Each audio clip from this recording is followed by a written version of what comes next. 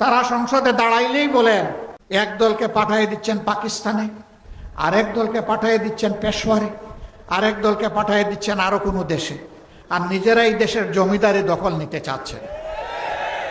জুলাইয়ের দুইটা স্লোগান ছিল বড় শক্তিশালী। একটা ছিল উই ওয়ান্ট জাস্টিস, আরেকটা ছিল দেশটা কারো বাপের নয়। তুমি যদি কোনো মিথ্যাকে এস্টাবলিশ করতে পারো তাইলে একবার বললে হবে না, শতবার বলতে থাকো।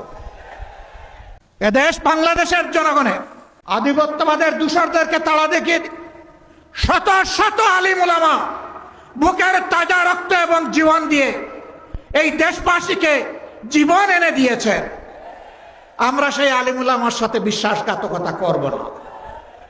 আমাদের যে যুব সমাজ, যে শ্রমিক সমাজ, যে কৃষক সমাজ, আপামর জনগণ, এমনকি 4 বছরের শিশু জীবন দিয়ে আমাদেরকে ঋণী করে গিয়েছে, আমরা তাদেরকে কথা দিচ্ছি আমরা তোমাদের সাথে বেঈমানি করব না।